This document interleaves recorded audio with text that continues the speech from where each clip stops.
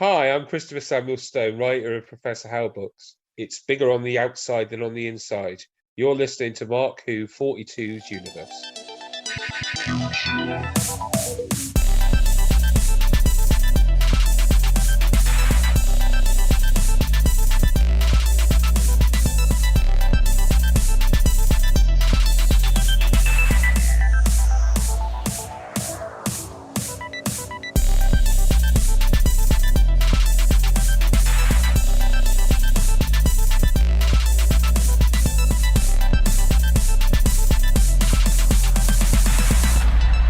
Welcome to Mark Who 42's Universe here on Subspace Radio Network, Florida Geek Scene, Geekcast Radio Network, our website, markwho42.com, and all around the interweb thingy, including now TuneIn. Yes, we are now on TuneIn, so that's pretty cool.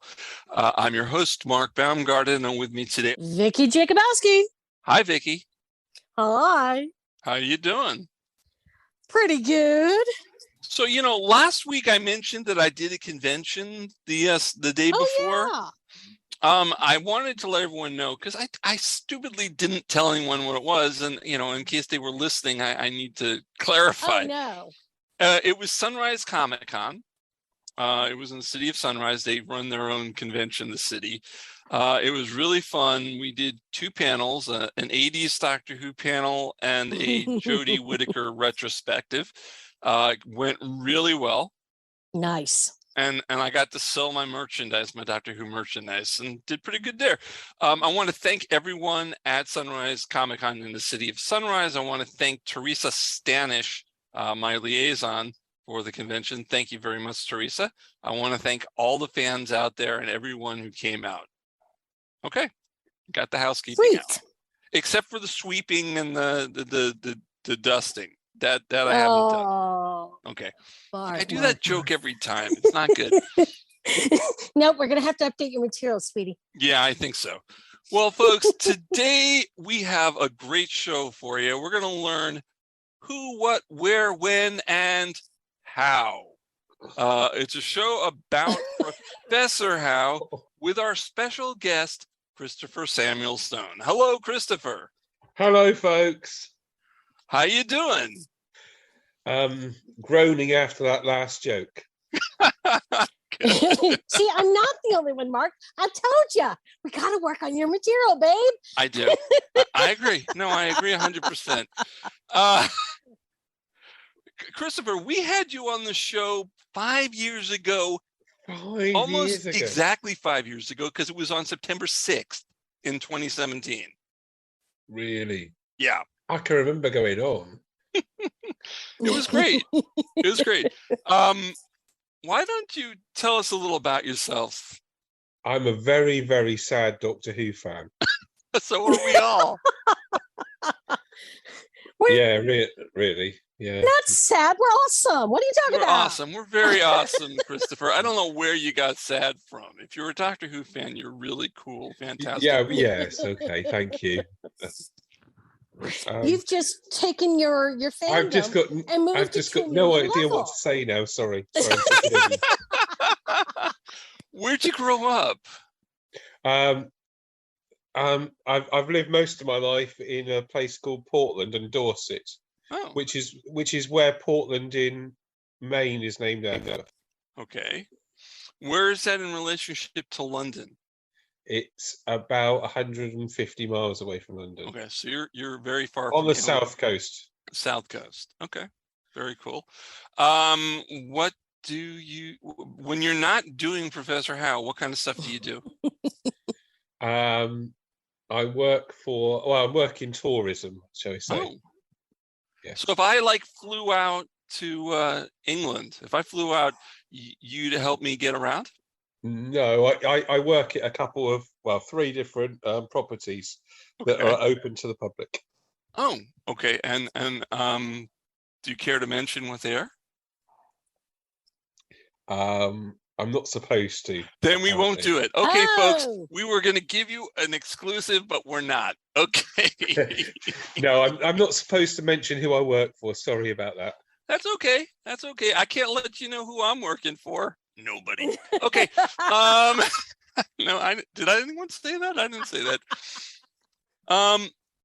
So Christopher, you are you said it. You're a not sad Doctor Who fan, right? Yeah, I'm a not sad Doctor Who fan. That's true. I try to cheer things up a bit. Yes, and that's hence why I write the books I do. So, where does your love for Doctor Who come from? When did you start watching? Oh, I can remember watching Tom Baker when I was 5, and then got banned from watching it because I had nightmares. Okay, which episode? I can tell you, it was Terror of the Zygons. Oh, And wow. I had nightmares about those damn orange things with suckers. Wow, that's funny. I had the opposite reaction. I started watching Doctor Who in the mid-70s also, and all I wanted to do was be an astronaut. Yeah. Not that they had female astronauts in the 70s, but I was bound and determined I was going to space. Wow. You still might. You never know. Yeah, you could. I'm getting a little old there. I'm not quite old enough to be on the geriatric flights to space, but if Shatner can go to space, you can. Yes, thank you. Thank you. He's old enough. I'm not quite that old yet. Maybe when I'm his age, they'll let me go. No, she's not. She's not. I've got no idea how old you are. You look like a cat. She does. She looks like a cat going to Disneyland. That's okay. She looks like a cat going to Disneyland. It tells way too much about me, doesn't it? Yeah. You sometimes have to be careful with your avatars. You never know what it looks like to the public until someone tells you. That's very okay. true. Yeah, it is true. How did you become a fan?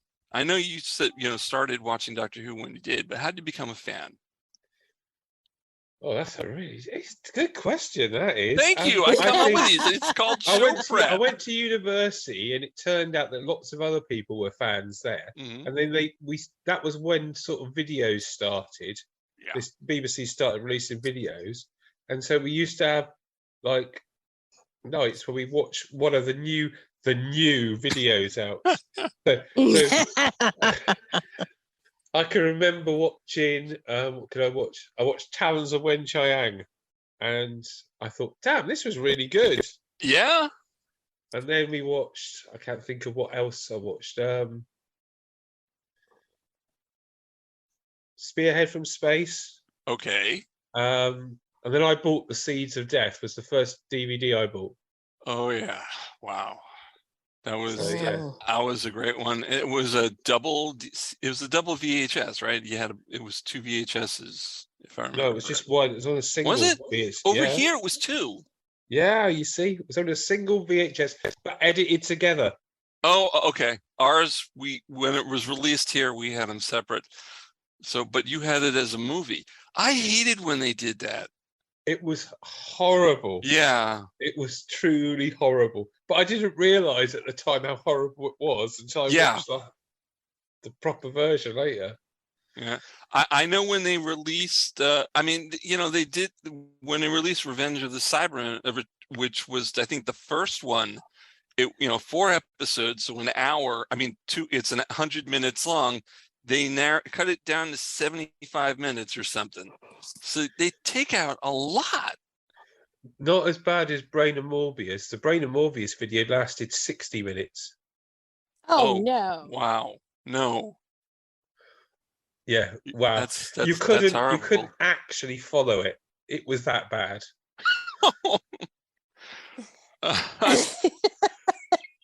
I don't know. Sometimes when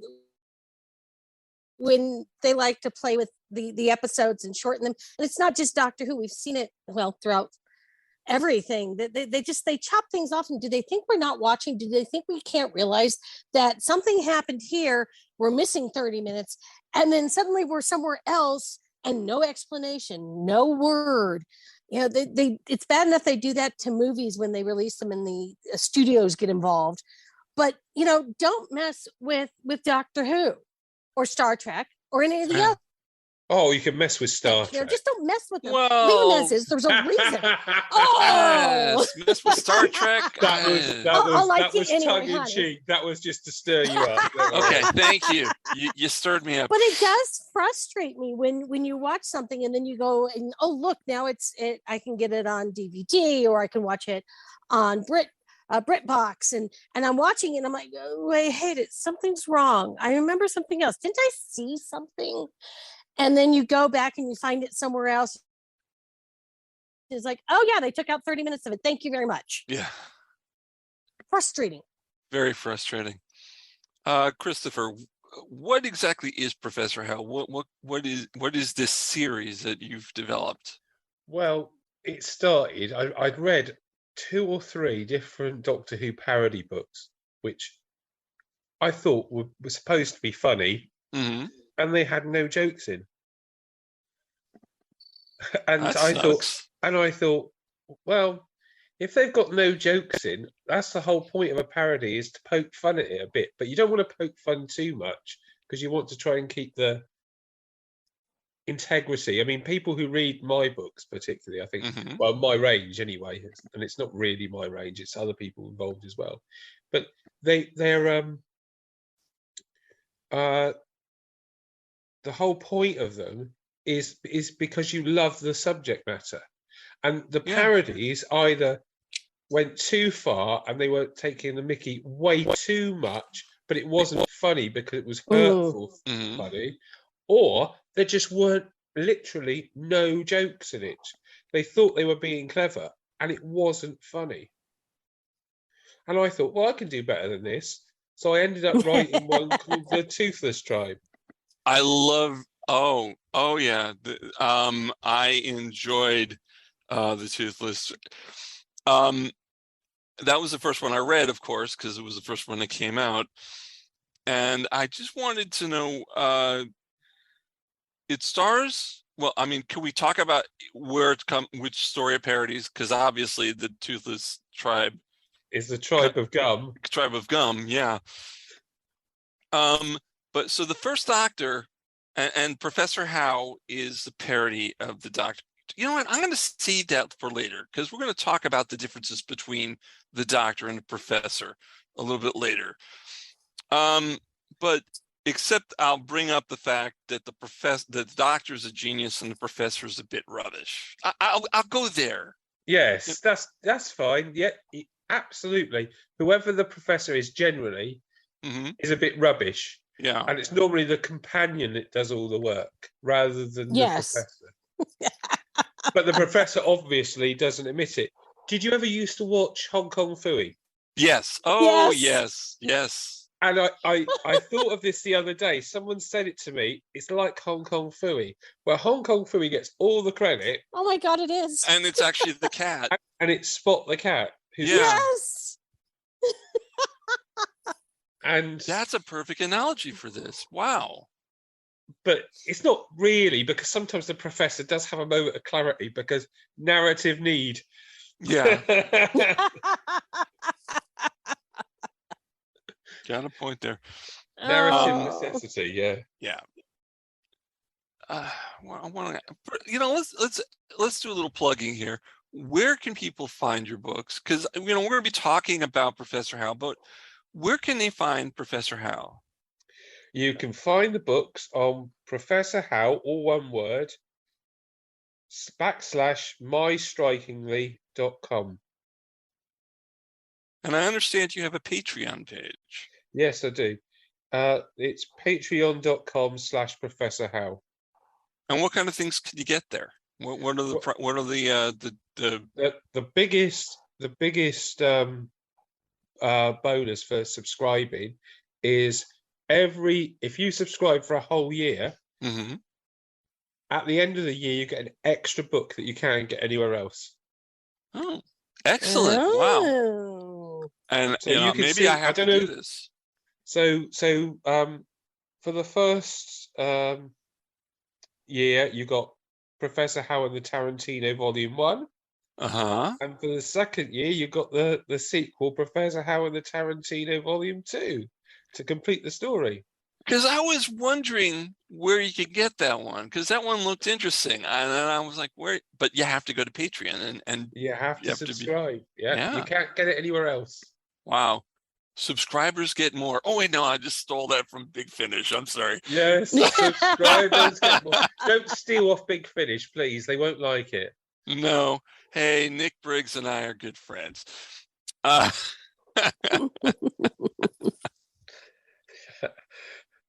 So, yeah, we were talking about Professor Howe and the Toothless Tribe. Yes. Let's get into that a little. Tell everyone, because, we said Unearthly Child, Tribe of Gum. Tell us a little about the story that you came up with first. Well, I first of all, I had no story. All right, so I'm going to be honest. It's 5 years down the line. I can be honest. Okay. I just wrote the first episode almost as a standalone first episode. Right. To write it. And if you actually read it, you'll find that it feels very much that the first episode is separate, just like it is in An Unearthly Child. Yes. And when we got to the caveman time, I thought, I've got not much plot here to work with. I thought I need to have a really good idea. And then I thought of somebody who might be president of the United States at the time. Oh. And I thought, he wants to make America great again. So if you had a caveman called Rump who wants to make the tribe great again, that might be a good starting point. And that's what happened, really. And then I had quite a lot of material. Yeah. I do remember that. To be political. It just ended up a bit political without an intention, really. Yeah. But there you are. That's the way things hey, go. as long as it was funny. Yeah, and it was. Then I'm good. And it was funny. Yes. Very funny, unlike the situation that went on. Yes. Yeah. As my politicalness there. So which side, of course you used William Hartnell, but you didn't, did you? The professor was a little different. Yeah, the professor was a woman. And when you do a First Doctor story, you use a female professor. Isn't that true? That's very true. Yes. Why? Because, well, it's the First Doctor is quite grouchy, and so the first professor isn't, basically. Right. Is the opposite. Not always true, because sometimes they are a bit closer. So if, for example, our sixth professor is quite loud, like Colin, but unfortunately, and this is no slight on Colin, this is no slight on Mr. Baker, because he's a lovely man, absolutely lovely man, but the sixth Professor Howe eats a lot. Yes, he loves Mars bars. I was reading Suicide Squad. Yes. And I love that characterization. It was very, very, I mean, they're all funny. Your book line is funny. Did you ever see, I don't know if you saw it in America, Dead Ringers? Yes, I've seen Dead Ringers. Right.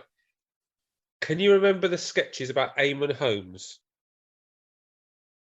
You probably can't. Well, there was a sketches where John Kosher was Eamon Holmes, and he used to, and then things in the set would disappear because Eamon Holmes is at them. Oh, okay. Right. I think I remember those. And if that's really the character who the sixth Professor Howe's based on, so it's based on the Dead Ringers version of Eamon Holmes. You heard it here. Is this a revelation, or have you told people this before? I don't think I've told anyone before, actually. So you've heard it here first. It's a Mark Who 42 exclusive. Woo! Yeah. Vicky, any questions? I always put you on the spot like that. I know, but I feel like I have some loaded questions, but go on, then. You can do loaded. We're fine. Okay. We're good. So I'm going to be honest. I've only read the one book so far. What book have you read, Vicky? So why in this book, the Suicide Squad? Yes. And I have to say, I just really found Professor Howe completely unlikable, and I just wanted to smack him a few times. Was that on purpose? Yeah, that professor is. But if you think of it, that's the fifth professor. You're sixth professor, aren't you? Yeah. Well, he is unlikable. That's the whole point. Poor. I was trying to find something redeeming, and I was just like, all the phrases that came to my head for him was just not very positive. I'm thinking, okay, let's see. He's conceited. He's a pervert. He's snarky. He wears loud jackets. Well, okay, some of those have done that anyway. He seems to have no empathy, and he's always eating other people's food. Yes. It reminded me of a little brother that you just want to smack all the time. Yes, that's it. Almost every character, even the baddies, are more likable than the professor. You've got it, yeah. Wow. Yeah. Wow. Well, hey, who knew? Okay. Well, actually, that makes me feel a lot better because I like to try and find something redeeming about characters. They're not always likable, but by the end of it, I just wanted to, swat them. I mean, the whole point is. Did you want to staple them? The whole point, Vicky, is you're supposed to empathize with Pam. Yeah. I did. Yes. I wanted to get her out of that 2-year contract and just rip her out of there right now. You can see why she wants to leave, can't you? Yeah. Yes. Well, yeah. I've been if you in think those about jobs it, with those kind of bosses, and I was just counting the days till I get out of there. Yeah, and if you think about it, Perry, why did she even stay? She was abused. Exactly. Oh, well done. Yes. Totally perfect. That's it.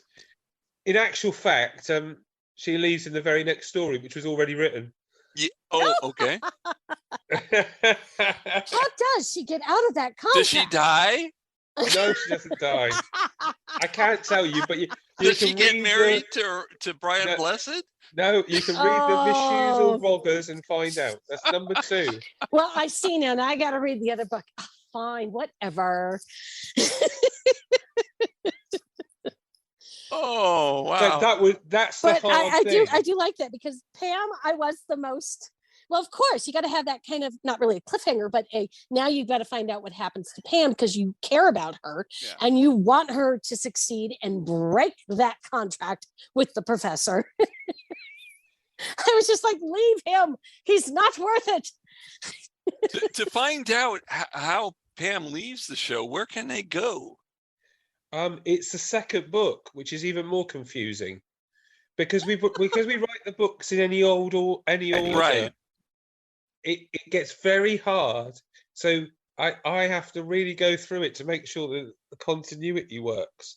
Because ironically, unlike Doctor Who, where the continuity doesn't work, I want to make Professor Howe's continuity work. I like that though. That is a nice little twist. Yes. But really, of course, if you read the books in order, then that might get really, that might put you in a weird headspace. But, it's funny, Christopher, I was actually trying to get you to give information where to go to. Oh, sorry. That's okay. No, it was a good story. That was a plug. Rinse and repeat. You can go and pick up any of these wonderful books at Professor Howe, but all one word, /mystrikingly, all one word.com, or if you want to subscribe, it's patreon.com/Professor Howe, all one word. Thank you. For the best annual one, how much is that a year? It's I stumped him, £5. No, it's £5 a month equivalent for the paperbacks. Okay. Or you can go to £9 a month and get 4 hardbacks. The bonus book will still be in paperback, but the original the 3 monthly books will be in hardback. Do these books include shipping these patrons? They do include shipping, yes. Oh, we're totally doing that when we get done with this. So we're talking to Christopher Samuel Stone about Professor Howe. We'll be right back here on Mark Who 42's Universe. Don't go away. Don't go away. We'll be back with more Mark Who 42 after this. Hello, geeks and geekettes. I'm Steve Megatron, and if you're looking for a podcast that covers a vast array of geeky topics, then check out Altered Geek. Altered Geek covers superheroes, Star Trek, pop culture, comics, film, television, animation, gaming, tech, and more. So check out Altered Geek and get altered, get geeky with the Altered Geeks every Friday on iTunes, Stitcher, Google Play, SoundCloud, Blog Talk Radio, and the Geekcast Radio Network. You are listening to Mark Who 42's Universe. Welcome back to more of Mark Who 42's Universe here on Subspace Radio Network, Florida Geek Scene, Geekcast Radio Network, markwho42.com. Where else? You can go to TuneIn, you can go to Apple Podcasts, all these places, Google Play, Audible. We are everywhere around the network. And we are here today with Christopher Samuel Stone talking about his book series, a Doctor Who parody series, Professor Howe. Hi, Christopher. Welcome back. Hello. So you do these books, Professor Doctor Who parodies. Do you have permission from the BBC to do these? No, but you don't need permission to do a parody series. You've still That got is to, true. You still got to be very careful with what you do. Mhm. And Believe me. Is this why you bring your profits to a charity, Children in Need? Yes, I don't think I would get as much out of it as if I did it for myself. Because to be honest, I mean, the amount of work that goes into them is a lot of work, especially proofreading.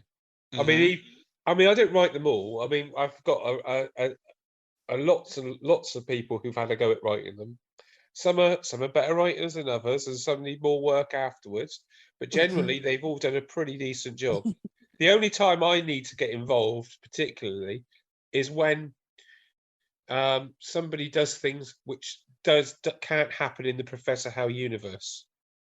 So I've got some ground rules which can and can't happen. Okay. And then I have to put my foot down and say, no, you can't do that. And sometimes they can find a way out of it, and sometimes they can't, and then I have to interfere. Any particular ground rules you want to give hopeful writers who are listening in? The most important thing is that the Professor's craft is huge, but it's very small on the inside. Yes. I was going to bring that up. That was a nice bit. That was a very nice bit. And people forget that because they think they're writing Doctor Who and they're not writing Professor Howe. And the other thing they forget is they make the Professor too smart. Oh, right. And the Professor isn't smart. You can get away with the odd moment of clarity, but generally the Professor must be thick as two short planks. Yeah. I love that. That's perfect. Vicky, we should get Ed to write one of these. Oh, he would probably love that. He would. Oh, totally. We one of our co-hosts on the show is a writer. He does some comic books and stuff, and I think he might be a good fit for you. We're gonna have to talk to him for you. That would be wonderful if you could, because we're always looking for new people. And Very old cool. people as well. And old people. Oh, so you're saying I could write too, because you're saying old people. Thank you. I appreciate that. Am I the oldest one here again? You're only older than me by what? 2 years, I think. I don't know what year you were born, any of you. I give it away all the time. I'm 1970. I win. Woohoo. Oh, I'm 70 also. Oh, hello, Vicky. It was a good year, wasn't it? It was a fabulous year. Vicky, it's not 2 years then if you're 70. Oh, God. 200. Close enough. Yes, I'm old enough to, 200 would be about right. You're older than dirt, Mark? Is that what I'm hearing? Yeah. Born in 1942. That's where we get the show title from. Mark Who's 1942's No. You're not that old. I hope not. If you are 80, you're very good on it. That's what I said. Well, thank you. Appreciate that. Yeah. Hey, I walk around with a cane. It could be. I don't know. So, Yeah, but I do too. So come on. yeah, that's true. Christopher, we said the money goes to children in need. What is children in need, and why did you pick them as the charity of choice? Well, it's a BBC sponsored charity, and seeing as I'm wrecking their product, I thought I better give something back to their charity. Good thinking. Very good thinking. I didn't, I was thinking for many reasons. That wasn't the reason I was going to come up with. That's good. Yeah, I like that. It was the reason. Well, I could see where most people would go, oh, because it's for the kids.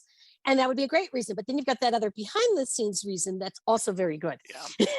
I watch Children in Need every year. So, I think I contributed once or twice. That's kind of nice. I should contribute every year, I think. If I buy the books, I'll be contributing. There You you will be go. contributing, yes. Yeah, that's the kind of thing we want. Okay. So your company, your publishing is Long Scarf Publications. Are you still doing that? Yes, that's still through Long Scarf Publications, which is Sweet. surprisingly me. It's not. This is not an ego trip. I wish I could get other people to get involved and help out a bit, Mm-hmm. because sometimes the workload gets a bit much. But the problem is because it's such a lot of work, people Mm-hmm. drop in and out and help you now and again. Yes, I've known those. Could you people. hire Here, let someone me from- help. Could you hire someone from the States? Because I need work right now. I can't. The problem is nobody gets paid anything. Oh, no, thank you. I already Nobody did that. gets paid. That's this show. This anything. show is already not paid work. It's a fundamental. I made sure that the people who write the books don't get paid anything. They get really? a free. They don't get paid a penny. Wow. I don't get paid a penny. Don't take a penny out of it at all. People who do the covers all do it for free. Everybody does it for free. All they get is a one copy of the book. That's it. And One they're copy all- of the book? And that's it. Yep, that's all they get. And it's not me being mean. It's so we can maximise the amount of profit.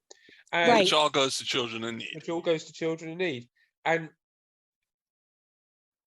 because people are so good, and you feel as though you exploit people a bit, Mm. so you don't like going back for more as well. So when you've got like some people seem to love writing for us and keep coming back, which I don't mind at all. But I'd rather we got lots of different people writing for us, because it spreads the workload a bit and it stops everyone feeling under pressure. Because the whole point is, if you're writing something that should be fun, it should be fun to write. If it's a chore, it starts not getting fun to write. Right. That's true. That's very true. Long Scarf Publications. You've done stuff other than Professor Howe. I remember a limerick book back in the day. Oh yes, And I was have to give a good. shout out. I have to give a shout out to Jenny Shirt. yes, she did a lot of work on Yeah. that. Which you were supposed to get her on our show. I've talked to her. She's like, oh, I'm not important. I don't want to do the show. What am I going to talk about? She's got a lot to talk about. She's done Omega now. Omega. Yes, She's She done a won't- lot. she's very shy. Yeah, that's what she says. But That's what tell us she about says the as well. tell us about the limerick book, and The if it's limerick still book- available. No, it's not still available. No, it's Oh. gone. I have a copy. We might do another one. It was, I suppose, how long ago was that? 6, 7 6 years. years. It's been a while because Yes, it was before our we might interview. do another one. I said I might do another one after 10 years. So We're that was getting there. good. Yeah. We're getting there, aren't we? Yeah.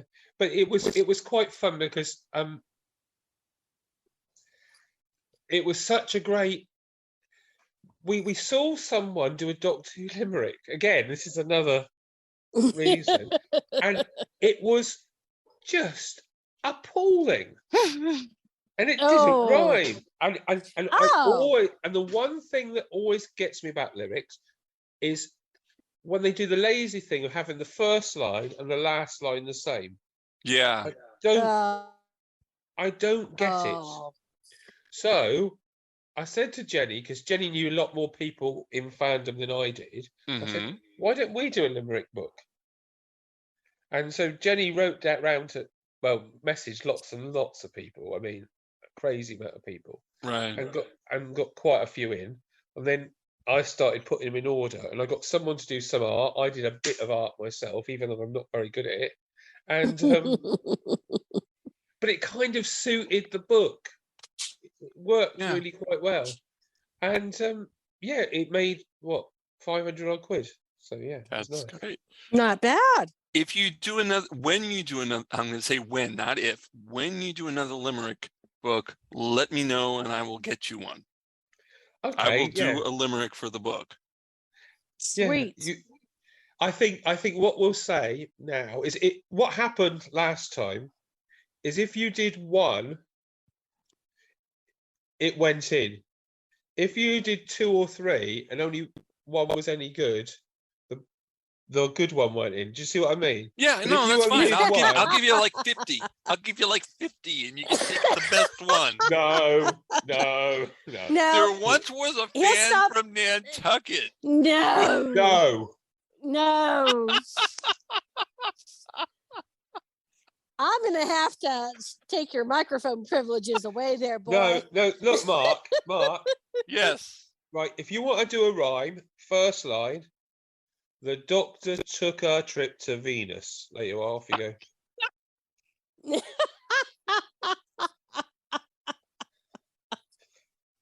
I got another one, but I'm not going to go there. It's No, got you something, say it's got that- something, Okay. it's got something to do with the prime minister. Not going there. No.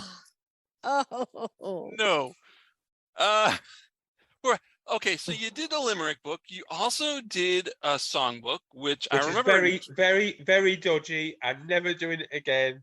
Okay. Had some letters. Had some letters. No. Did not you write the happening. music too? No. No. They were songs that existed. And then we rewrote the lyrics for songs that existed. Vicky, we actually, in 2017, when we had him on the show before, we actually played a song to the tune of Hotel California. Yes. Oh, good Lord. It was Yeah. called Laybys. No. It was called Vicky. It was called Laybys Are Dangerous. I have to warn you.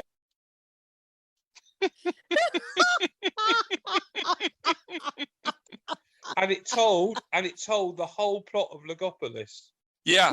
Oh, yes. Yeah, it was Legopolis. Definitely. The whole plot of Legopolis. Yeah, I was listening to it Oh, again my the other day. Lord. Yeah. There's a video still on YouTube somewhere.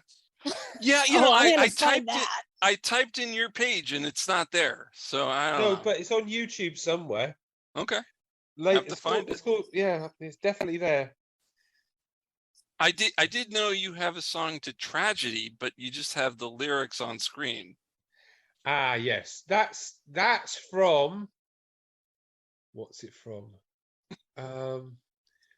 Professor Howe Goes Mostly Missing. Yeah.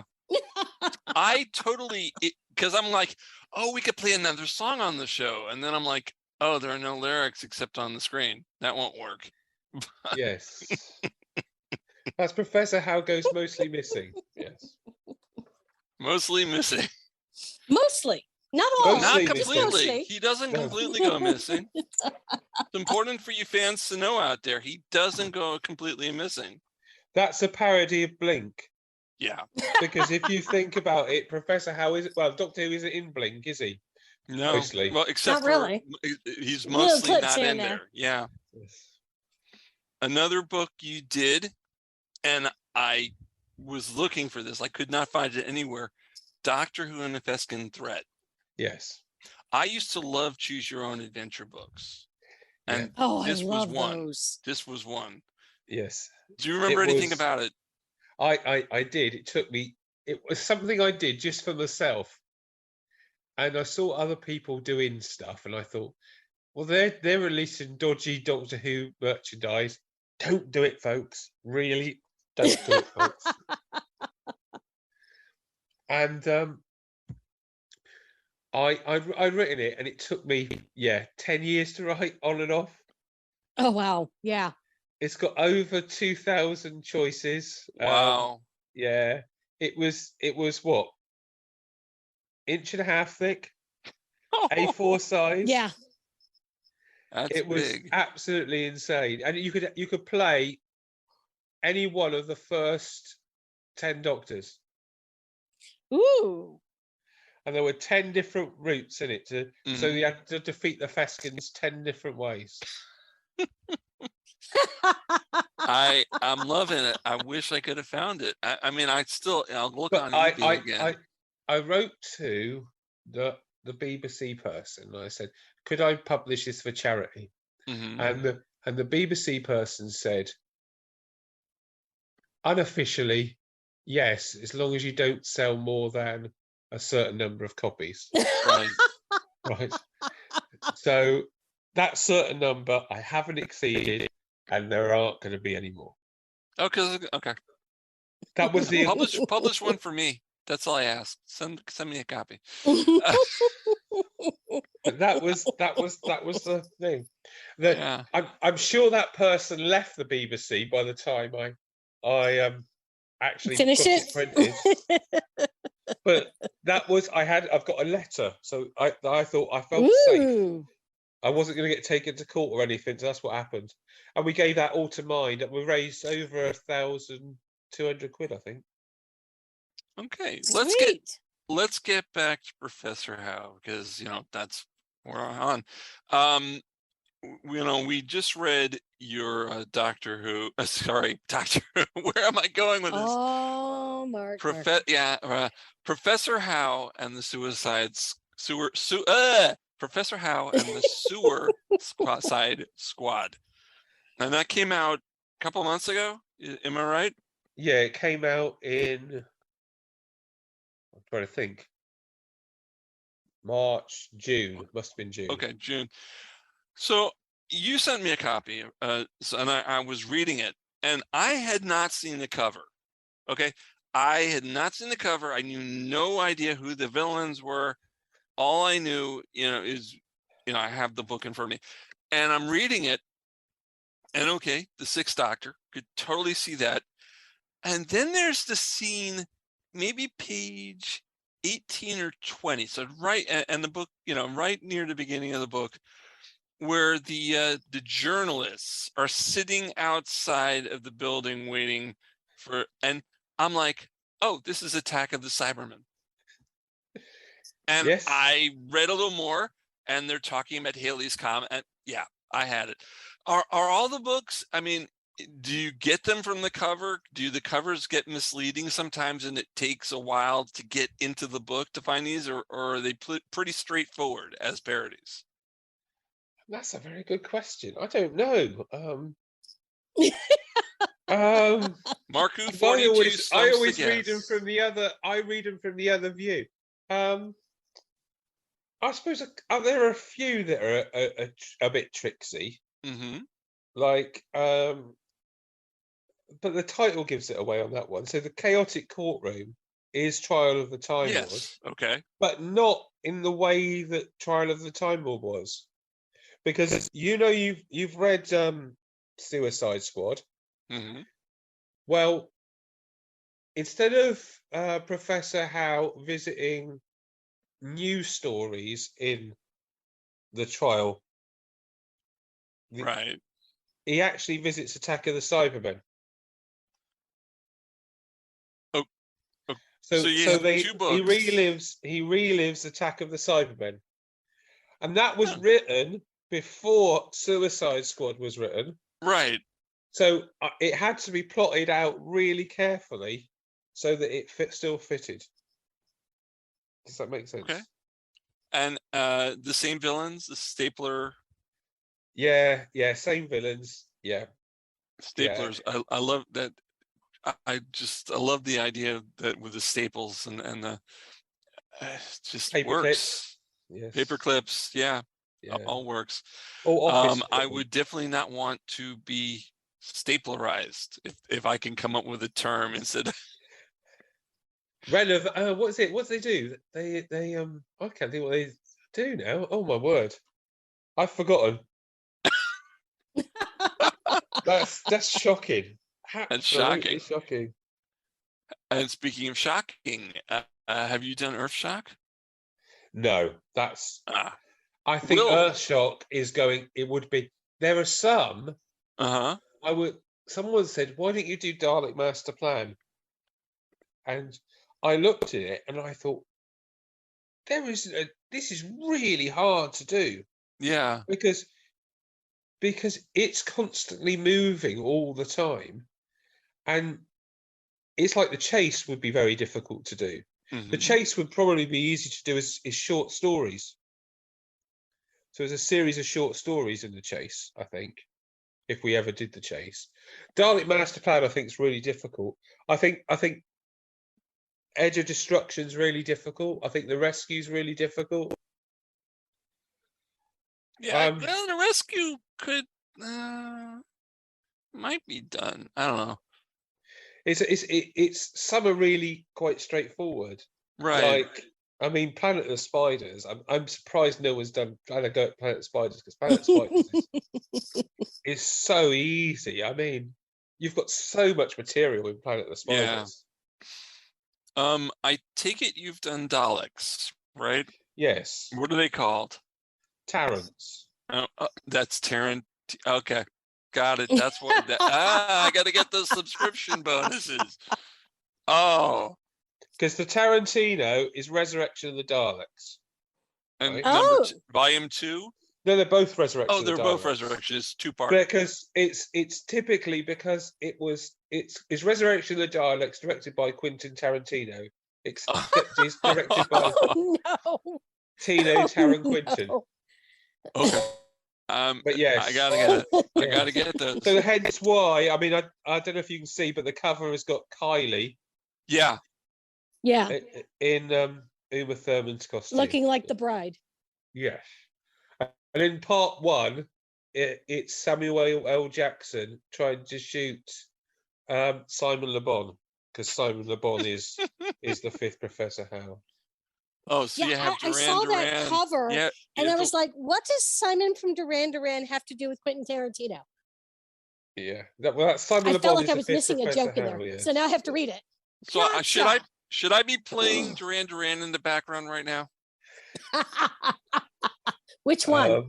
Girls on Film or Rio? I could. Hey, I'll play something obscure. I got them all. No, I think we'll get copyright infringed. Yeah, we'll get in trouble for that one. YouTube doesn't, because this gets put on YouTube eventually.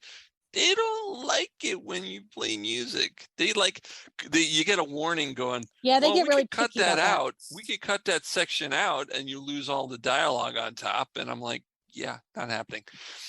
So I always if I put music, it's a short clip. But we're talking to Christopher Samuel Stone about Professor Howe, the book series, a Doctor Who parody. Where can they find? Where can they get Professor Howe? They can get it on Professor Howe, all one word, / mystrikingly.com. Or if you want to subscribe, which is £5 a month for paperbacks and £9 a month for hardbacks, it's patreon.com / Professor Howe. Yeah, guys, you gotta run out and get. Well, not run out. You just go online. And go online. Don't need to run. Go online. Just move your fingers quickly. Yeah, let your fingers do the walking. Yes. Professor Howe does not run. Doesn't run. No, he doesn't. Oh, this is Professor Howe again. Back to Suicide Squad. Oh, he is just like Vicky said, annoying as beep. Yes. But I'm so glad. That's kind of what we wanted. So yeah, I'm pleased about that. The problem is, you see, is you get so close to it, you can't always tell how it reads, Mm-hmm. and you need a bit of space to tell what you've actually written and what people have written. Yes. I did find it funny. At one point, Pam makes a comment to herself that Professor Howe is reminding her of Henry Higgins in Pygmalion, or My Fair Lady, the musical version. And the biggest difference I see between Henry Higgins and Professor Howe is Henry Higgins has a slight, ever so slight, lovable quality kind of deep down in there that Professor Howe does not. Well, that's only Again, the sixth Professor Howe, though, but, Vicky. It's only the sixth Professor Howe. Some Professor Howes are lovely. Well, I don't know if I have found to them read yet. some of the others now, aren't I? I'm going to have to sign up too. Yeah. Oh, good. I hope you do, because it's. I think they're really good. I have the first 4 books you did. Ah. Yeah. And after moving, they're in a box. I gotta dig for them. But yeah, I enjoyed them. And Toothless Tribe was the first one that you did, and the first one I got into. And one of the reasons why we had you on the show 5 years ago. 5 years ago. It's been a while. You've been doing this for quite a while. Yeah, And, we're doing 5 books a year now. Yeah. Wow. Wow. And I know you've been editing the new one. You want to mention the title? Yeah, the next one's called Professor Howe and the Trojan Tribulations. I wonder what that one's about. And don't tell us. We'll talk a little about that in the next part. Folks, you're listening to Mark Who 42's Universe here on Subspace Radio Network. I'm your host, Mark Baumgarten, with me are Vicky Jakubowski and our special guest, Christopher Samuel Stone. We're going to have to leave people on Subspace Radio because, we only have an hour there. So we're going to do more. This interview isn't over. We're going to talk more about Professor Howe. We're going to talk about Doctor Who too.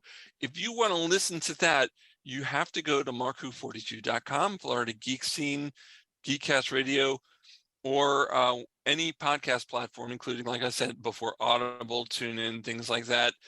It is called the Mark Who 42's Universe podcast. Yeah. And so you can stick around for more of that conversation, or if you're listening on Subspace, go to the Mark Who 42's Universe podcast, and you will have more of this. Before we go on this segment, once again, where can they go for Professor Howe? It's Professor Howe /mystrikingly.com or patreon.com/Professor Howe. And what was the yearly, one of the bonuses? You get, if you subscribe for a whole year, you get a bonus book free. Right there is the reason to get it, especially because of the titles you gave to Tarantino. I love Quentin Tarantino, so that works for me, and I like the Daleks, so that works for me too. Anyway, so here on Subspace Radio, we're going to say goodbye to you. Everywhere else, we'll be right back. Don't go away. Don't go away. We'll be back with more Mark Who 42 after this.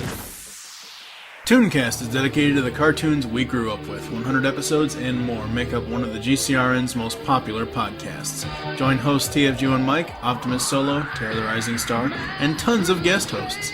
We also have voice actor and writer interviews. Tune in to Tooncast as we look back on the cartoons that defined us as geeks. You can find Tooncast on iTunes and the web at www.geekcastradio.com. Tune in.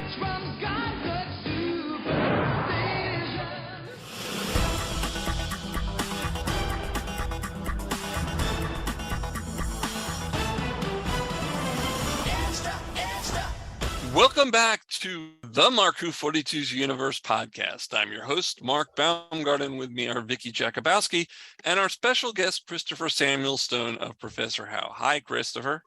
Hi, everyone. So if you've been listening to the first part of the show on Subspace Radio, welcome to the podcast. If you've been on the podcast all this time, welcome back. Okay, Vicky, you've got some questions for Christopher, don't you? Well, yeah, I do, and it's kind of focused on the Suicide Squad because well, that's the one I just read. But I have to tell you, so first of all, I very much enjoyed the 1980s feel, but I really liked the Filemen. I liked the way you described them, and I could picture them. This is before I saw the cover of the book. And just, the fact that they were made up of staple guns, maybe vending machines for their torso. You've got rubber bands and tubes, fingers like scissors, a neck from a binder ring. Now I have to be honest, I am one of those weird people who likes office supplies. So I very much enjoyed your description of the file. I'm not asking any questions about that at all. I'm not. You've got an I don't collect shoes and purses. I collect office supplies. Yeah. I have a problem. So the Filemen and I got along just fine. So, but I mean, where do you get that kind of concept? Where in the world did you go from essentially Cybermen to Filemen and your descriptions of them? Did you have a bad dream? I didn't write that. I didn't write that. A friend of mine, Terry, wrote that, and he made a pretty good job of the descriptions. I mean, I rewrote quite a lot of that book, but that was because it didn't tie in with the books either side of it, because that was a sandwich book. But there was a That just sounds awful. That just sounds horrible. Sandwich book. I'm sorry. There was a plot line running through the Tarantino, through Attack of the Cybermen, and concluding in the chaotic courtroom. So gotcha.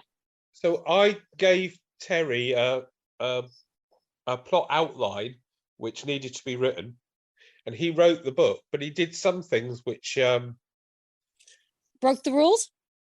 broke the rules. Yes, it killed continuity. So I edited that quite a bit, but he did most of the description work. I can totally understand that. But he did most of the description work, and he did some really fine work on that. Yeah, I don't know where he got that from, but that's maybe he's like you, Vicky. You see, maybe he's got an office supply fetish. I don't know. Yeah, that can get me into trouble, can't it? I still like calling them staplers. I don't call them filemen. I just the staplemen. Well, you can call them whatever you only like. one of them had a staple gun. The others. That's true. You can. Don't give me ideas. I'm dangerous with ideas. Tommy and the Staplemen, the new music group from Croydon, South Croydon.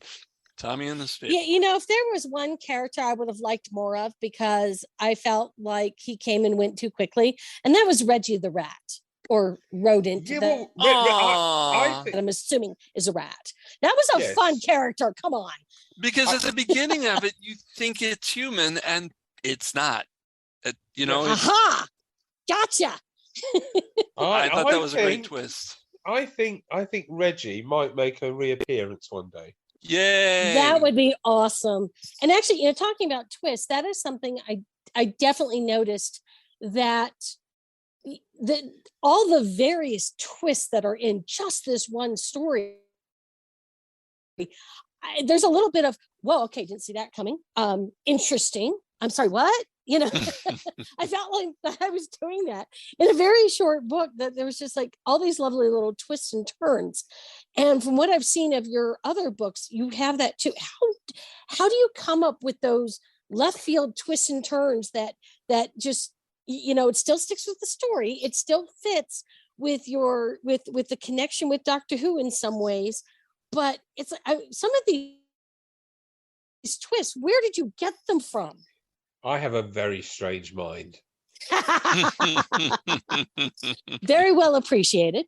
Did you think the twists were fair? Yeah. Yeah. I don't know if fair is the word I would use. It did keep me on my toes. And sometimes you need that, because if you think you already know the answer to the question, that kind of destroys when, I was right. Okay. That's So the point. it's nice to have a twist and a turn I wasn't foreseeing. All right. Let me tell you something. When I watch TV, Randy and I, we've come up with the term Markism, where whatever's on the TV, before it happens, I recite the next line of dialogue that's about to be said, or I totally come up with the plot point that it's going to. And I hate that, but I can do it. And I do it with Doctor Who a lot too, but I've done it with almost anything, because I have the mind of a writer, so I know where things are going. But I like it when there are twists where I cannot predict what's going on. This book did that for me. Good. I'm glad you did. Like I said, no idea that the rodent was a rodent. Totally threw me off. That's good. That's good. The issue we have, and it's quite a big issue really, is we're basing it on something that you know. Mm-hmm. Right. So you're expecting the plot to go one way. Sometimes the plot goes the way you think. Right. And that's fine. But sometimes you've got to sort of lift it up, because if it goes exactly where you think it's going,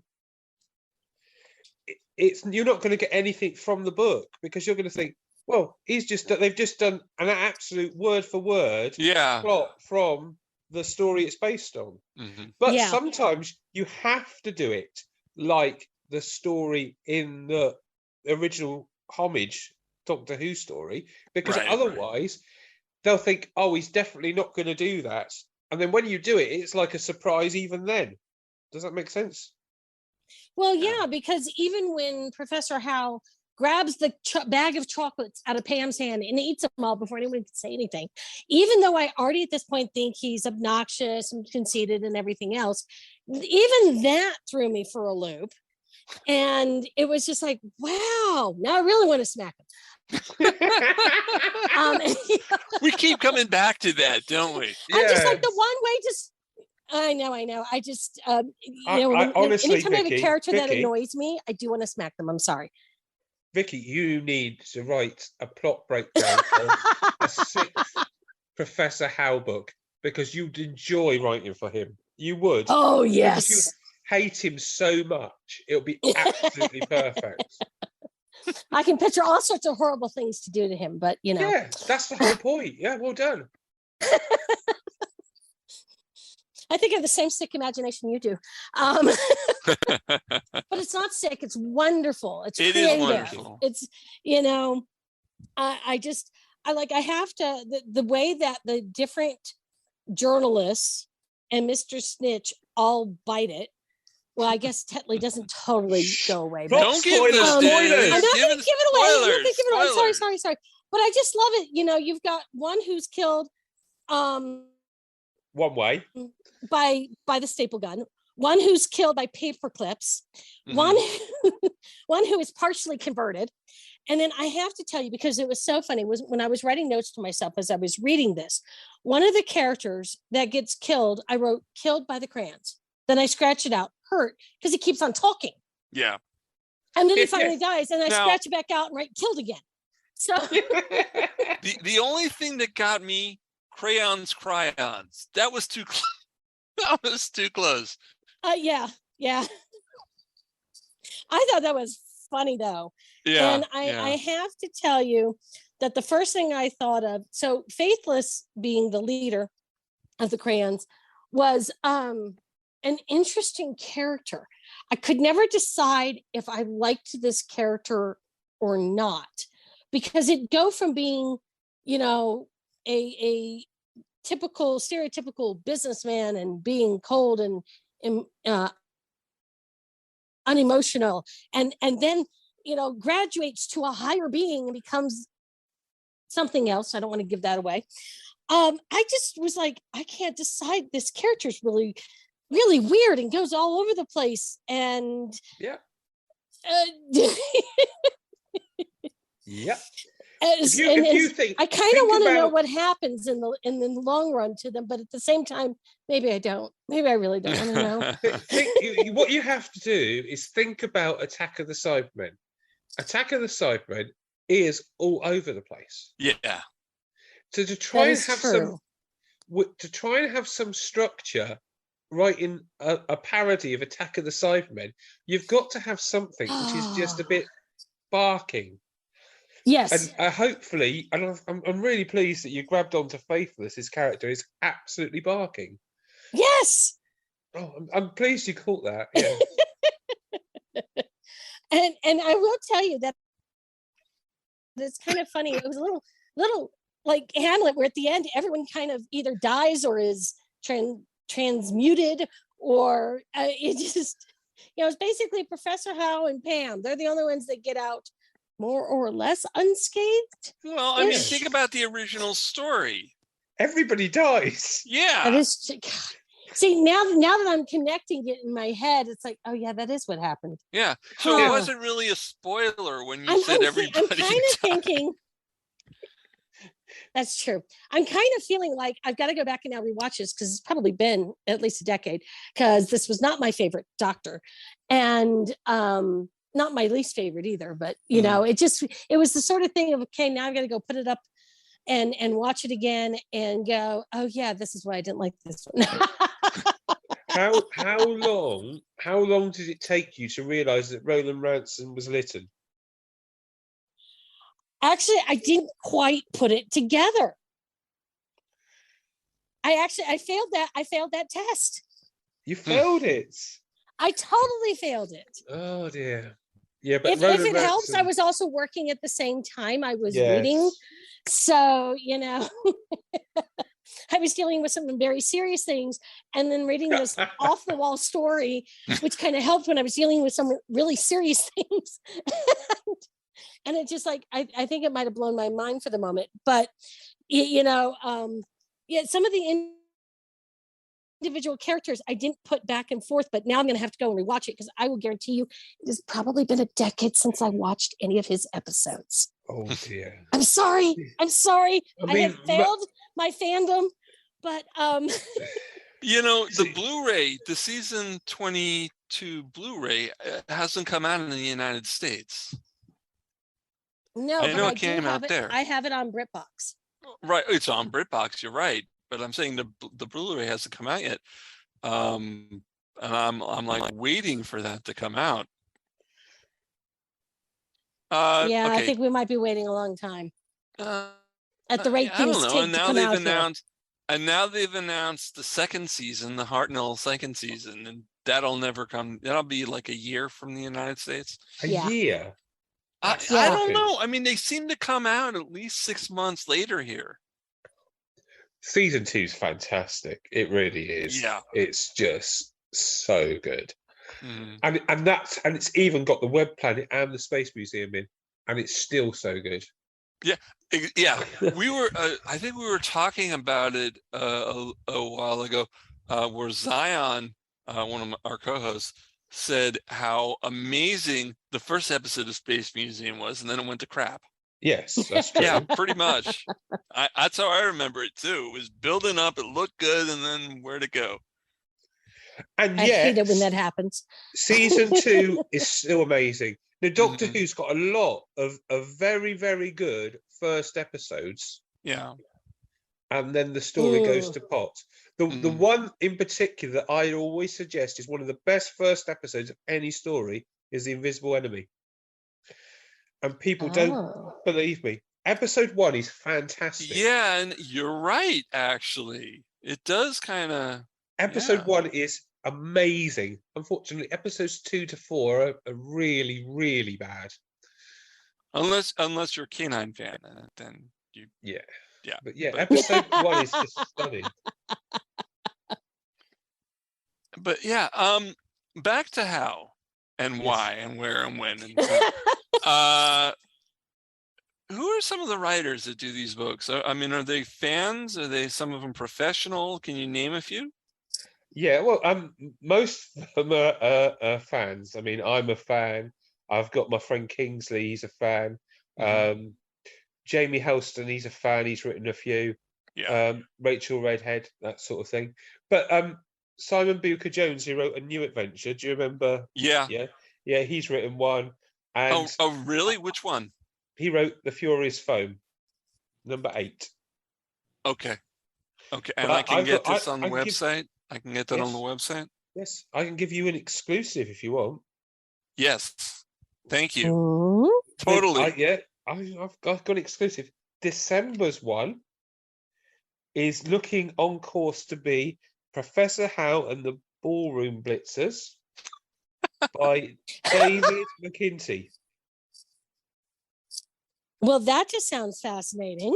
Yes, he wrote New Adventures. He's written Missing Adventures. He's written for all sorts of things. So yeah. Wow. So yeah, And- he's written the Ballroom Blitzers. You know, he was actually the first Doctor Who person to join my Facebook page in 2012. There you are.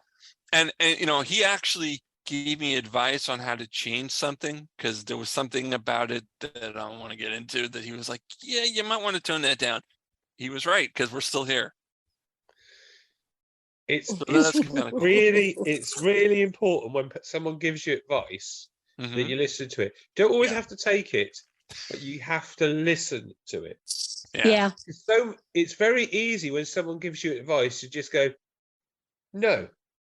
But if you actually listen to it and consider what they're saying. When I wrote the Tarantino books, Mhm. A chap who I didn't know very well, I know much better now, he offered to proofread them for me, and he pointed some things out which I can't explain what they were, but they were writing things that I did, which are incredibly annoying to the reader. And I thought, do I do that? And every time now I notice myself doing it, I think, right, I'm going to rewrite that and write something else, because I have writing tics which really annoy me. and he like highlighted it like 3 or 4 times, and I'm thinking in one chapter in one point. So yeah. Editors can be your friends and your enemies.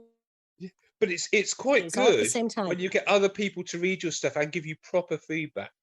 Yeah. What's the worst feedback you can get when you're editing or when you're writing is say, oh, that's very good. Because that's is it good? Are they just trying to be nice?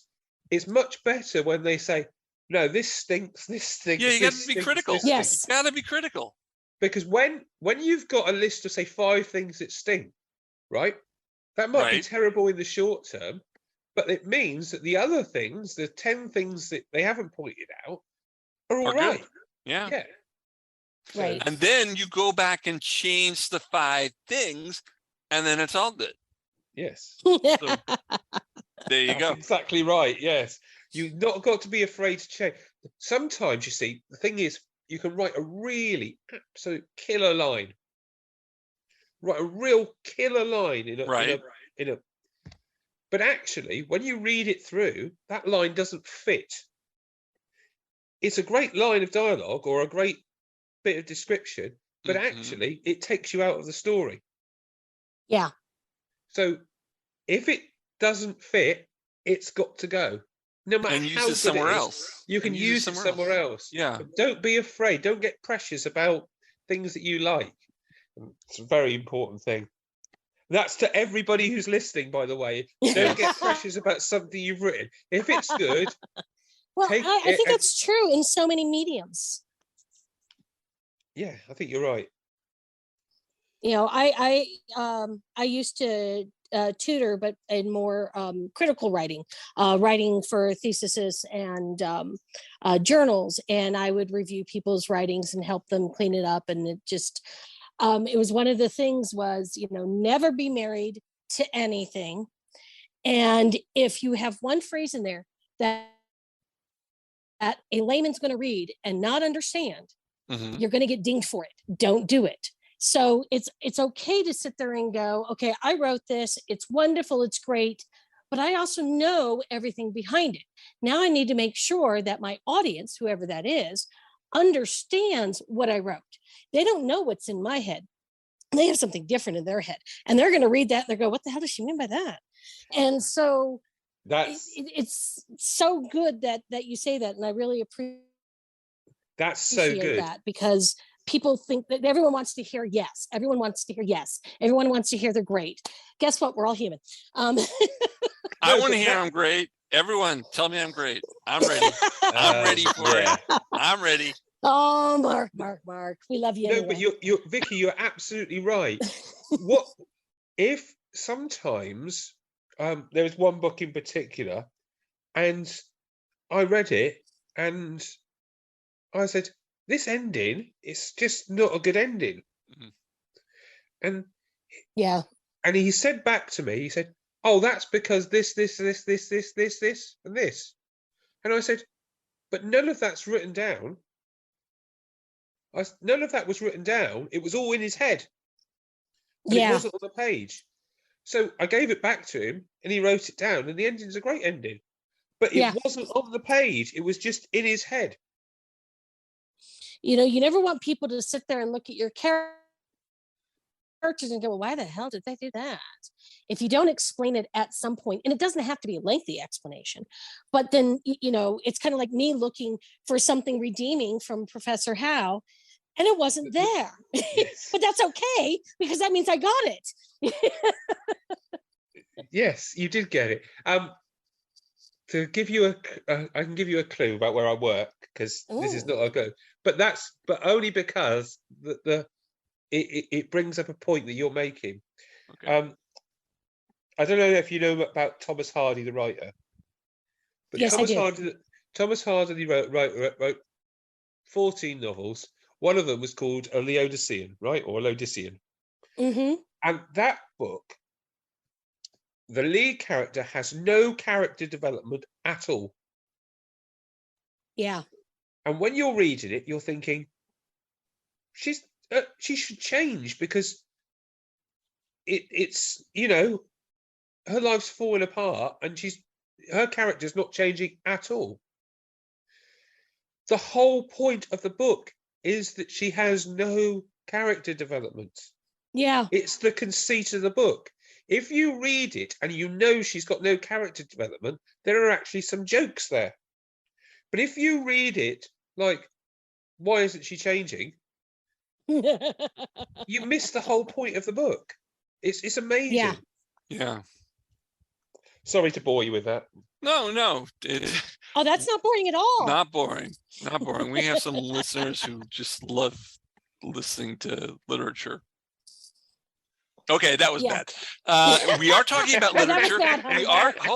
We are talking literature because we're talking about Professor Howe book series. Christopher, where can they get the Professor Howe book series? They can get the books at Professor Howe /mystrikingly.com or at patreon.com/Professor Howe. Excellent. Question for you. Now, I was mentioning before, and you were talking about it, that the sixth professor eats a lot. He just keeps eating. And he, in Suicide Squad, he just kept eating Mars bars. He loves Mars bars. Now, in the book that is still not out yet, that's coming out, Professor Howe and the Trojan Tribulations, the first doctor, the female doctor, could eat something, but because of how she feels about maybe it's disgusting, she doesn't. So it's a little different than eating everything. Can you tell us the differences between some of the professors? Okay, right. This is going to be difficult. I can't remember the one. The first one's fairly, actually, probably the most intelligent of the lot, which is not saying a lot. She drinks pina coladas a lot. Has the machine, Has the machine. You've got a machine in the new one, but basically, and she does listen to people a bit, and she has solved things just about, because she does have some common sense. Not a lot, but some. I'm trying to think, really. It's very difficult when you're under pressure. They've all got their own gimmicks, just like... So they all have problems with food? No, not always. No. I don't think anyone has... I think only the Sixth has got problems with food. Okay. Yeah. Okay. I mean, some of them haven't had their problem exposed yet, because if you think about Doctor Who, like the second Doctor didn't play the recorder in every story. Right. So you won't... And we've only done a few of each one. So, I mean, really, that some of the character quirks are still up for grabs, to be honest. Oh. So we've done quite a few sixes. We've done quite a few sevens. Seven's quite funny because Tell me about the seventh.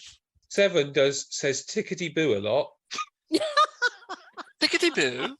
Tickety-boo, yeah. And really has no concept of what reality is at all. Okay.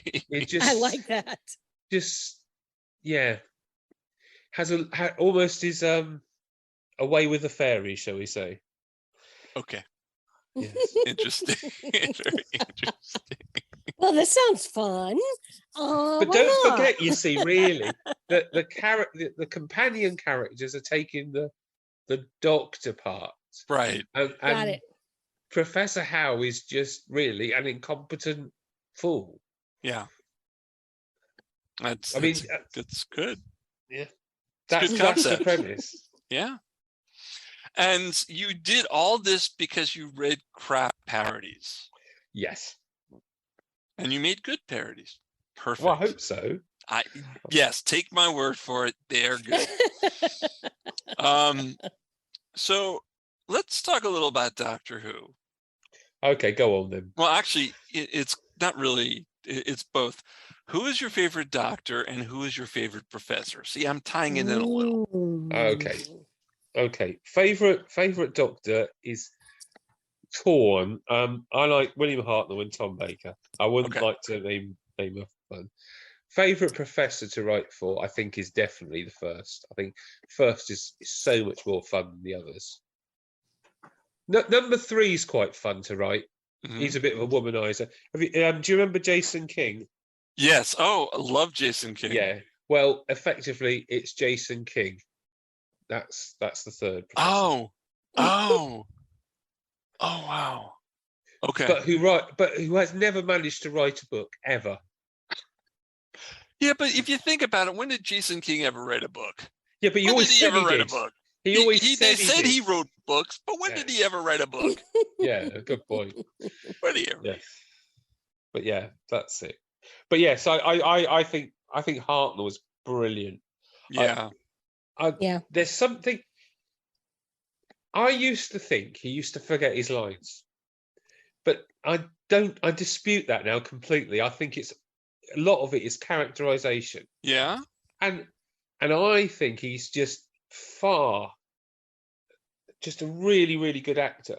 And I think Tom is just playing himself, and because Tom's so absolutely off the wall and completely insane.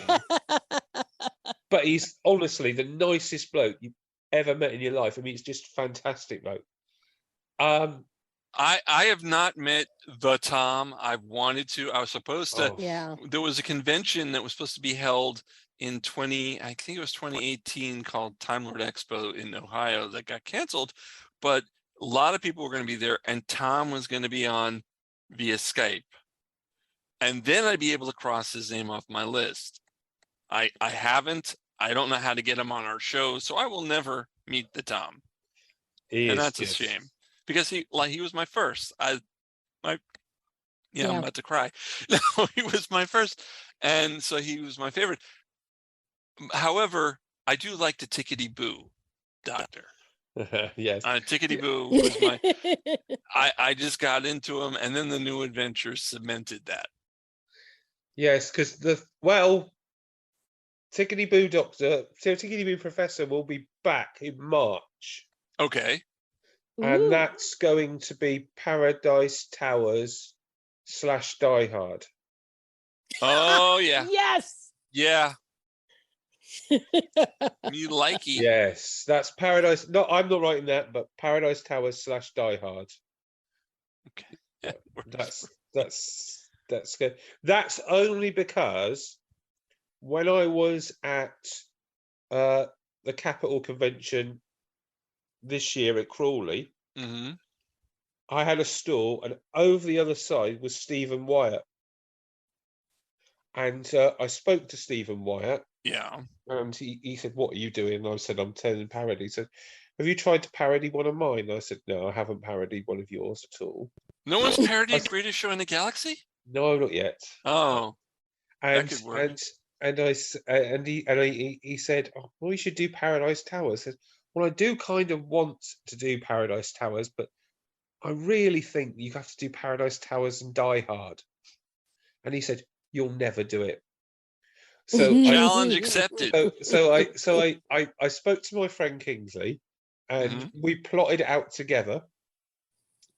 And he's writing it, and the plot is just immense. Okay. It's immense. That's all I'm saying. It's just so. It's got all of Paradise Towers, and it's got all of Die Hard in. Except for Yippee-Ki-Yay, or is there a Yippee-Ki-Yay? I don't know yet because I haven't seen that far, but I think it might be yes, something. It might be Tickety Boo. Tickety Boo. Tickety Boom. All right. Yeah, that works. That's good. Tickety Boo. I'm going to use that. Right. No. Thank you. Thank you. I'm good for something. Tickety Boom. Excellent. Well, that definitely sounds like genius. that should be fabulous. You might get a credit in that I just one, can't right? wait. Thank you. I would love a credit or an acknowledgement. That'd be great. If you by the way, if you are a patron person, in the front of every book you get your name. Okay. See, that's how nice. you gotta do it. That's how you do it. Okay, I know you said you had some interesting views on Doctor Who, and I said I might have some questions that deal with that. No. And I don't know if these are the right questions, but one of them is, what were you, Chibnall and Jodie? What are your opinions on them? Because they're leaving, and there's a lot of people who liked them, a lot of people who didn't. This fandom was up in the air. What's your opinion? I think it was all right. That's as far as I'll go. It could have been so much better. Yeah. I think he needed someone to help him with. He took too much on himself. He just seemed to be doing script editing, writing, and he just needed someone else to help him out. Really, I think Jodie was fine. I think the scripts could have been better. Yes, that's it. But it wasn't a total disaster at all. There were some things that were amazing. I mean, Influx, the Sontaran episode was brilliant. Yeah, absolutely brilliant. But it just needed a bit someone. It needed a team rather than it seemed to be just him, and I think that was the problem. Yeah, I think because RTD and Moffat kind of did it on their own. The Chibnall felt he had to do it on his own. But Chibnall wrote a hell of a lot of stories. I mean, almost every story in some seasons was him. It was too much work. Was him, except for one story that was half written by someone else. Yeah, too much work. Yeah, just too much. That's my opinion. I'm not even going to say if I'm right because I don't think I am. But that's just what I think. That's your opinion, and you're sticking to it. Yeah, I'll change if you can convince me otherwise. But that's what I think. No. I love Jodie Whittaker. I thought she was great in some of her other acting roles. I loved her in Broadchurch. I love Chibnall as showrunner and creator of Broadchurch. I just don't think he worked for Doctor Who, and I know he loves the program. I know back in the 80s he was on that show that was talking about Doctor Who, and he said that Trial of a Time Lord was rubbish and Pip and Jane Baker were rubbish, and okay, so I thought, he's got some ideas of where to go, and it just didn't seem like he went there. No, I think it's a very. I mean, I do these, but I wouldn't want to write for Doctor Who. Not proper TV Doctor Who. Even if I have the opportunity, I won't ever have the opportunity. But I wouldn't want to do it because it's incredibly difficult to write for. Mm-hmm. I mean, it really is incredibly difficult show to write. Yeah. And could your ego take that kind of bashing? Yes. No, I couldn't take it. So I wouldn't want to do it even if I got offered it, which I won't. Would you write a Doctor Who novel? Yes. Okay. Okay. That's you heard it because here. it's not the same kind of pressure. True. Yeah. But you write something that millions of people are going to watch, and it's just and then you don't have that. You need courage to go with your convictions. It's much harder, and you have someone over your shoulder saying, "No, you can't do that." And then by the time you've got to your where you wanted the end point to be, it could be a completely different beast. No, I wouldn't want to do it. Okay.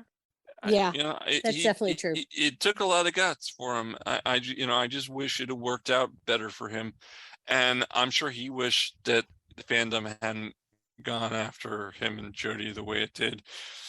I think it was just a few very loud voices. A few very loud voices. Okay. But I also know, at least in the United States, viewership kind of went down on BBC America, and merchandise. I sell Doctor Who merchandise. I wasn't selling anything since Capaldi era. After Matt Smith, my business went down. So but I love Capaldi. Capaldi was my favorite of the new Doctors because he was my classic Doctor in the new series. He could have worked in Classic Who. Season 10, the new season, series 10 or whatever. But the one with Capaldi and Bill is the best season of New Who. I agree. By a long way. Next is number 5, which is really good. Okay. Still got some. It's got some but season 10 is just so good. Yeah, so good. It's not got a weak episode in. No, it didn't. Yeah. Now, speaking of, we've gone from Jodie, but let's move on to the upcoming Doctor Who special. Are you excited? The centenary episode. No. Why not? Because when I was younger, I used to love old people coming back. I used to call old people coming back. There was a novel, not a fan novel, called Arcade that was written in the 80s. And it had almost every companion up to that point in. It had Daleks in. I think it had the Master in. It had everybody in, right? Multiple characters. And I loved it. I thought it was the greatest thing ever. It was terrible. Wow. There was no reason to bring back characters. You're much better off creating new characters and doing what you want with them than to keep bringing back old characters. And it doesn't interest me unless you're going to do something really good. It might turn out to be amazing. Yeah. But I was really... Sometimes it feels a little gimmicky.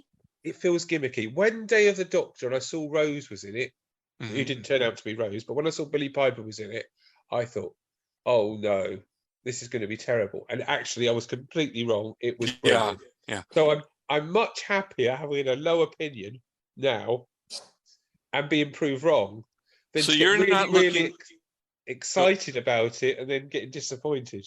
So you're not looking forward to Tennant and Tate No, back? Their story was over. It's finished. Right. Move on. But they could be from the other dimension. They could. I think they are from another dimension. If the Celestial Toymaker, which I don't know if I'm not really believing it's him, but he could have created these characters. It could go anywhere, and that's why I'm kind of excited, because I don't think it's the Doctor and Donna. No, I don't think it's the Doctor and Donna. Something else, and I think they're playing with us, and the 60th is going to be interesting. Yeah, I think you're right. I think they're playing with us. I don't think it's going to be the Doctor and Donna now. But I'm still keeping my expectations low. Yeah. And then if it's good, I'll be surprised. Well, if I get my hopes up, and I'd rather be happy. Because maybe when Jodie regenerates, it's just sent to someone completely different for an episode, and we don't know about it. Or maybe Shooty came to work early. We don't. RTD could be throwing all this out. I know he's very good. He's very good at promotion. Yeah. I don't think he's so good at writing Doctor Who. I think he's a very good writer, but I don't think he's so good at writing Doctor Who. If you have a look at when he was in charge, most of the better episodes are the episodes he didn't write. Right. Yeah. When Moffat was in charge, most of the good episodes were the episodes that Moffat wrote. Yeah.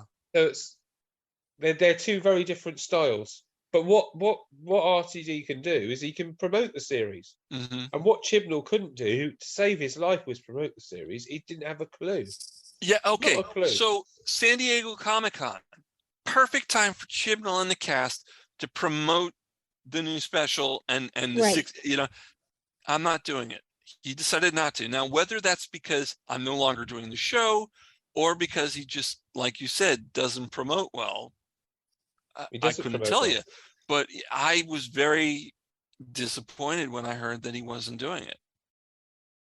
Yeah, it doesn't surprise me, but I guess that's the way he is. Yeah. And he has had some absolutely awful abuse online. And Jodie's had some stinking abuse online, which is just not acceptable. They're not fans. If they're doing that, how are they calling themselves fans? No, exactly. I don't know. It's very wrong.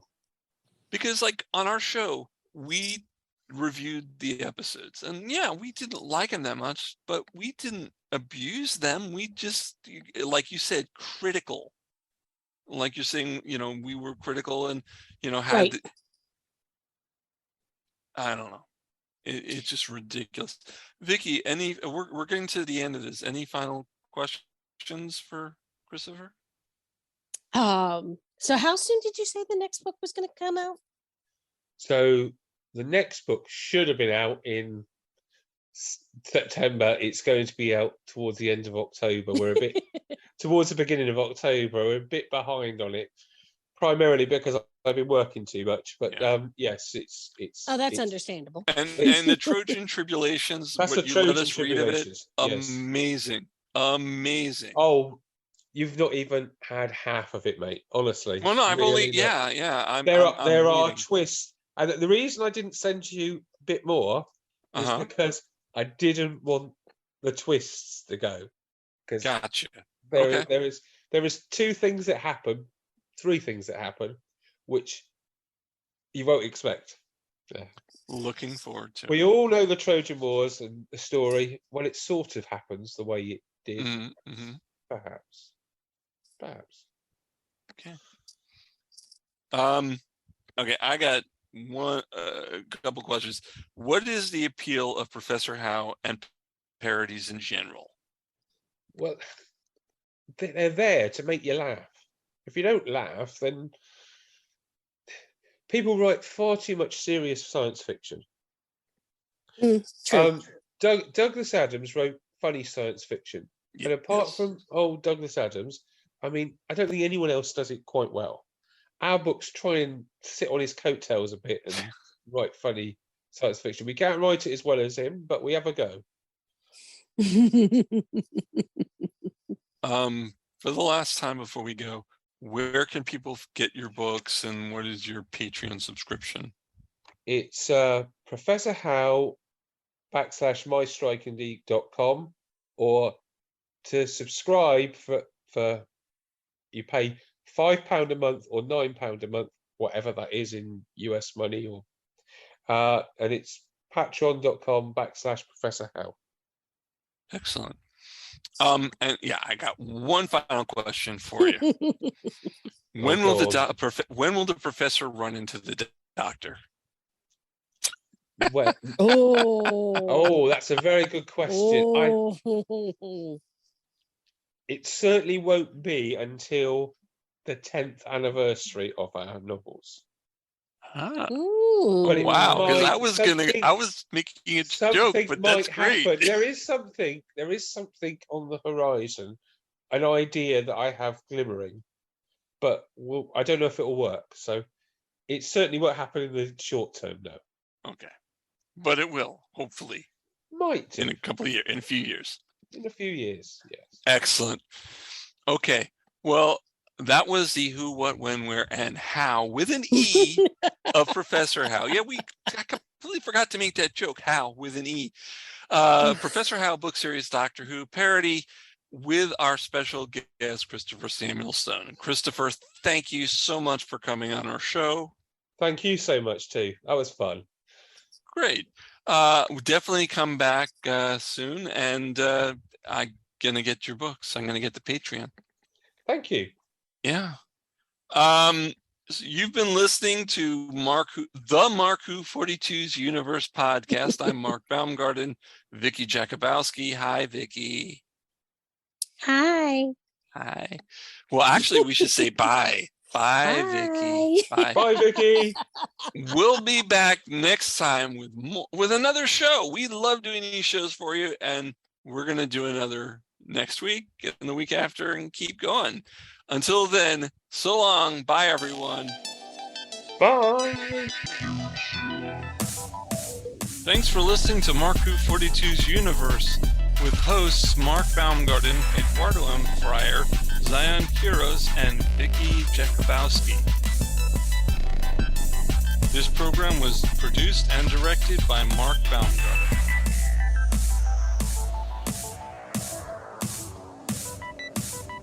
If you'd like to get in touch with us, please go to our Facebook page or email us at markwho42s.universe@gmail.com. You can listen to old shows at our website, markwho42.com, or even our YouTube page, markwho42.